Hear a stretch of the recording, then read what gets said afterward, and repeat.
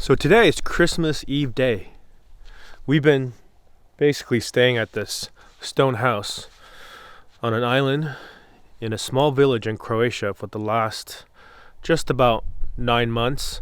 We sort of came and went throughout these last 9 months. We spent a good amount of time in Split when we first got back in April. And, for the month of August or so, when surprisingly the tour season was really busy here still this year, even with the pandemic, we left to go inland because the coastal cities, villages, and beaches and towns were just super busy still, even with the pandemic raging. We just didn't feel like being here, so we left for quieter, less crowded places inland. But the rest of the time we've been just spending here, and this is sort of where we felt like was the right place to be. Today I'm finally going to get back to some more of the videos that we have of our time in Morocco. And this is towards the end. This would have been back in the middle of March. So this is more than 9 months ago. 9 months and a couple weeks to be exact. This is a video that we shot in Tafraoute, which is southern central Morocco. Tafraoute is a desert oasis town, and we really enjoyed our time there, but our memories of Tafraoute always will be for a couple of things. One is when we initially found out just how serious this pandemic was. And then secondly, this is where we discovered abandoned puppies, days-old puppies that were left for dead, frankly, in the desert. We don't know who left them there. Stray dogs are a big problem in Morocco, and we befriended a few people down there who tried their best to help them, specifically Morocco Animal Aid.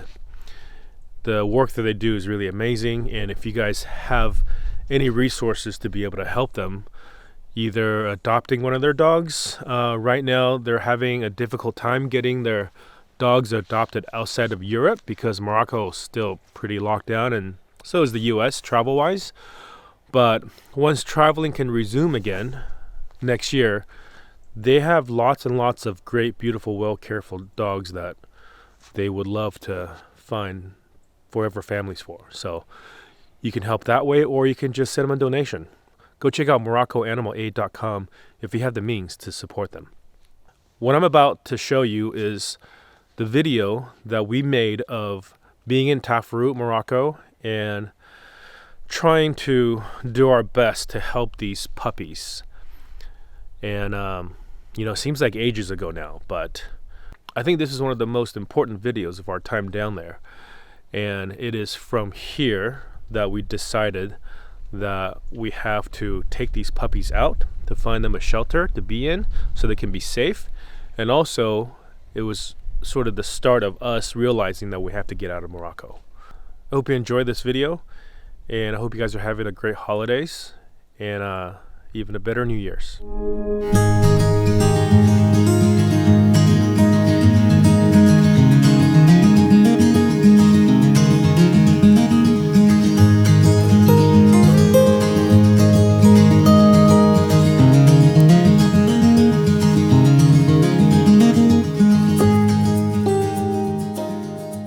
I'm sure some of you are wondering, and by the time this video gets up online,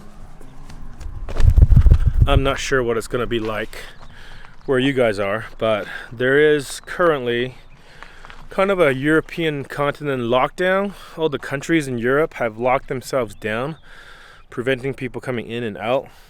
More notably Spain, Italy, and I think shortly to come many other countries. Denmark, Norway is about to do it. So yeah, this is the big 2020 coronavirus outbreak pandemic. I guess the epicenter has shifted from China to Europe, with Italy being one of the most badly hit countries. And it's spread to Spain. Spain's pretty bad right now too. I think they've locked themselves down. So all of the ferry traffic, as a matter of fact, from Spain to Morocco have been seized. And the only people that are allowed to get on are Spanish nationals that are trying to get home. And Morocco so far Hasn't really been a problem. I think there are about, as of today, 17 cases, but of course anything could happen. All the cases that have been reported have been tourists that are visiting, so they brought it in. But yeah, they're trying to contain it within the region. They're preventing people from the south going north, and I'm presuming they're also preventing people from the north coming down. So, you know, if there's no outbreak in this area, we should be fine. But we'll see. So far, there's not any kind of panic. There's just a lot of buzz. People are talking about it, you know, because people read the news. People now have time on their hands. So they're refreshing the news, trying to see what's new. And also, most of the people that are here, they're from France, Netherlands, Germany. They care about what's happening back at home. So, yeah, we kind of have to figure out, you know, what really is the news and what's truth versus fiction. But we are probably going to leave today because yesterday, another predicament. Our friend Alex from Germany that we've been traveling with for a couple of weeks told me yesterday he found a box of 6 puppies in a litter that were probably just days old, 1 or 2 days old. So we had no choice but to help, right? I think we talked to a few people here. There's a group of 4 giant French trucks with French young people. They all have 2 or 3 dogs each. So we thought, yeah, you know, maybe they have some knowledge to be able to help. No, they wanted nothing to do with it. They basically just turned a blind eye, knowing that there were a litter of puppies essentially will die within days, if not hours. They wanted to not do anything about it. And then their thing was, yeah, this is how it is in Morocco. Nothing we can do. That's unfortunate because I think there are things you can do. And we're going to try. I don't know how successful we will be. But today, I think we're going to leave this place. We took the puppies in yesterday. We went into the pharmacy. We got baby bottle. We got some baby vitamins. We have a friend in Arizona who takes care of like cleft palate puppies, really small cleft palate puppies. So she's been giving us some tips on how to make a baby formula for baby puppies this little and how to feed them. Basically, it's 2 hours. Every 2 hours, the really little ones got to be fed, and every 3 hours, the bigger ones need to be fed. So, yeah, we've not done a lot of sleeping, or I should say Marlene, who's doing all the feeding, has not done a lot of sleeping. So it's not sustainable, especially in the van, because, you know, it's creating a lot of messiness. It's creating a lot of trash, and we have no way of washing dirty towels and stuff when they get dirty. So we, at the very least, we have to go to a campground where there's running water and a place where we can kind of walk and get some more supplies on a regular basis. So I think we're going to go into Agadir today, and we've gotten a lead on a few animal rescue places there, and we've sent out some messages to see if they'll respond. It'd be ideal if we can take them to a place that has an infrastructure for helping these puppies. You know, I know that there's literally thousands of these abandoned puppies all over Morocco that you have to deal with. But if you can save 6, that's 6, right? Everybody do their little part to help. It makes a difference. So that's what we're trying to do. You want to show the puppies to the camera? Okay, they're dirty. They're dirty. They're very loud. They pooped on themselves. Yeah.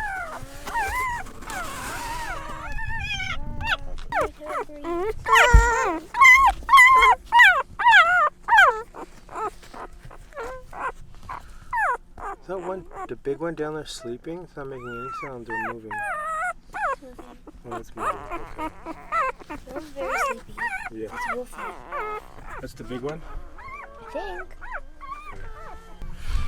Okay, Marlene went to go get some water. Usually that's my job.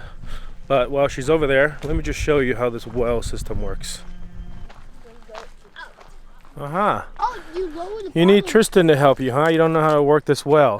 Daddy! He's Huh? volunteering to help us. Okay. How's the water looking down there? Hey, Mom, do you have the check? Okay, good. Looking good? You got enough water? Many water. I think this I have to do laundry, dishes. I gotta wash the puppies, so This is for washing the puppies. Okay. this is just, I need to go do puppies right now. I can come back and get more water. Okay. Just get enough for right now.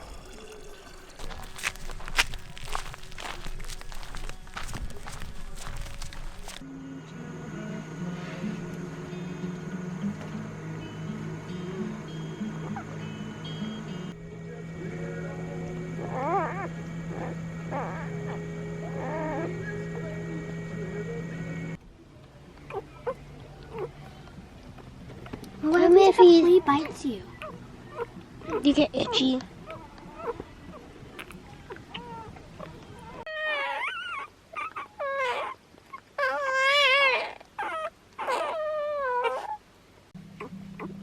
You hold them good. My butt looks clean. If I wanted to try to feed him. I can try to feed him later. Me too. Oh, okay. To wash everything in the morning. And then you go down, you cut them, and they come back. If they take the dogs, and they take care of them, then they will come back. Get more, go to the store, buy a bunch of stuff, and I'll get it. She's trying to cook her. You gotta hold her.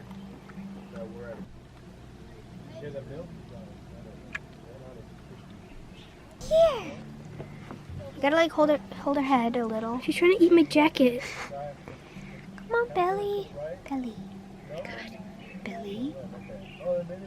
Come right here. I think Wolfie's the biggest mama. Yeah, so a lot of people have been here for a while. We've been here for 6 days. This English couple been here for about, I don't know, 12 days. Some people over there, they've been here for at least a week or so.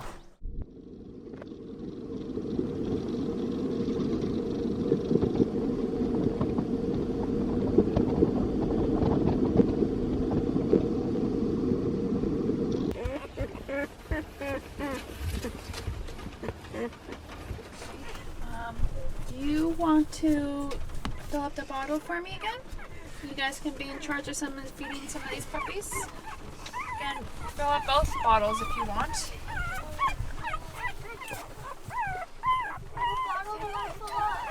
There's 2 bottles.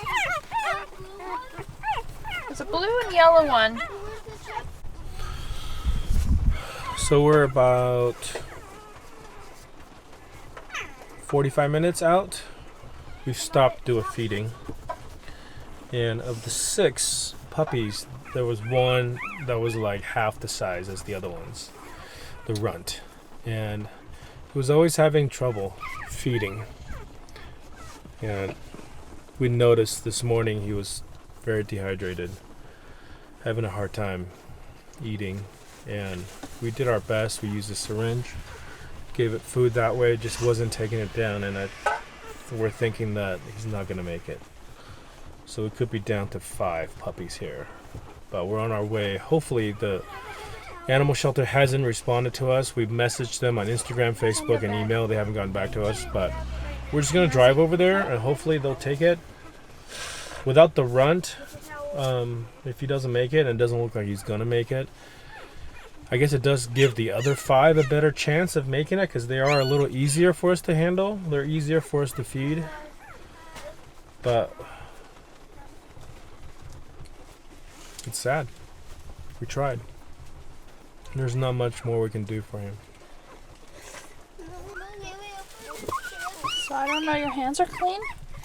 Hey Mila, this one's ready to feed. This is Wolf.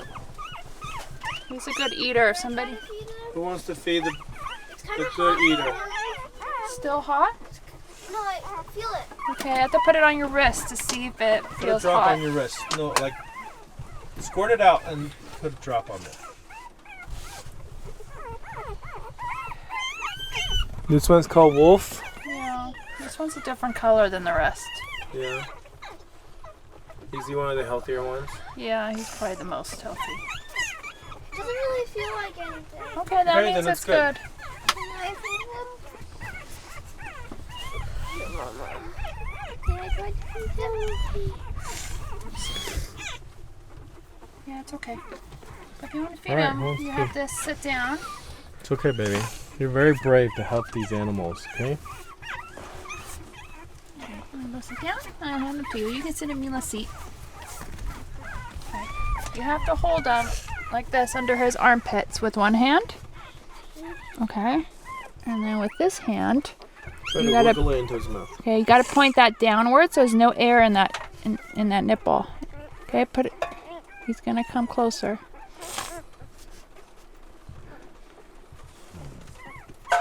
No air. Oh, no air. Make sure it's tipping down. Okay. He's looking for it. Yeah, sometimes you have to put it closer. Oh, put it in his Hey, mouth. bring it. You don't pull it Hey. away from him. Bring your arm closer to your body. Okay, try. Okay. Okay.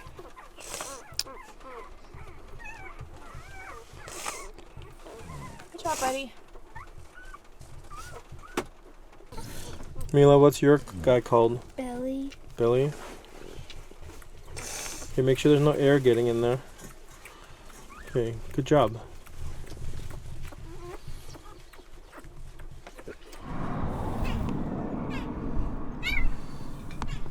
You guys hear the puppies?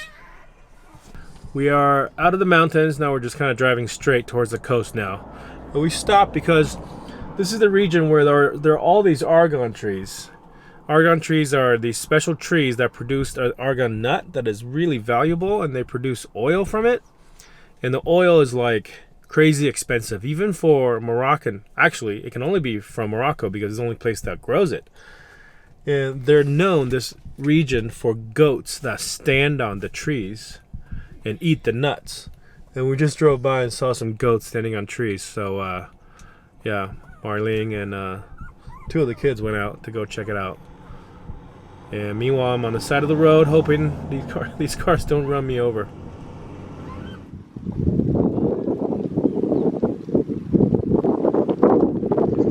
You like that one, Teresa? Okay. You like that one? Posing.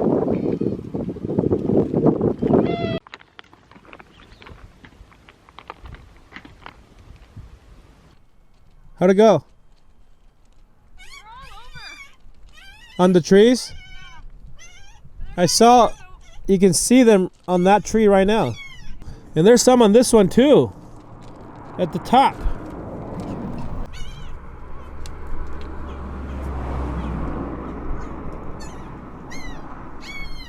I hope you got good pictures because my camera can't quite zoom out that far. A lot of pressure.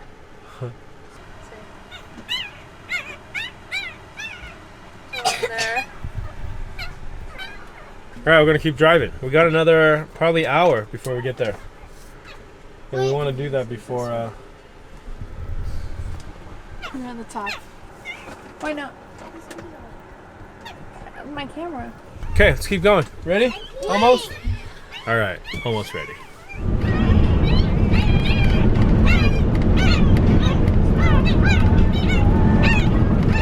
Somebody get a shovel, and if somebody wants to find a little flower for his grave in a good spot with Daddy.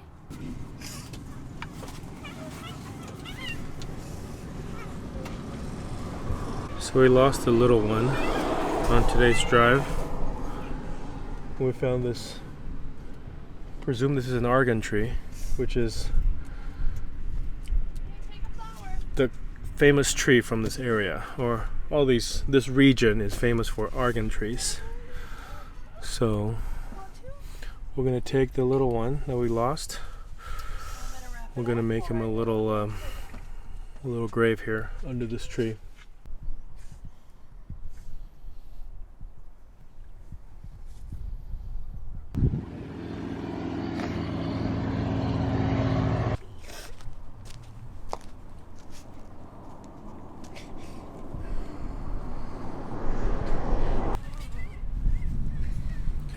You guys want to cover?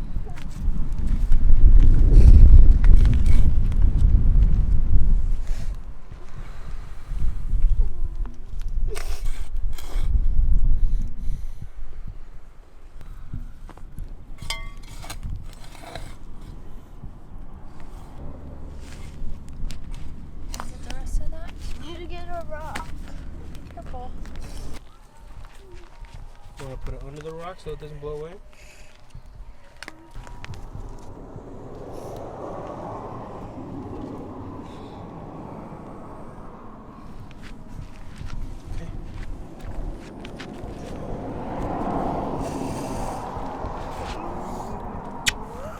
It's a good spot for him, huh? We'll remember this spot, okay? I'll put a pin on my map so we know where it is. Okay?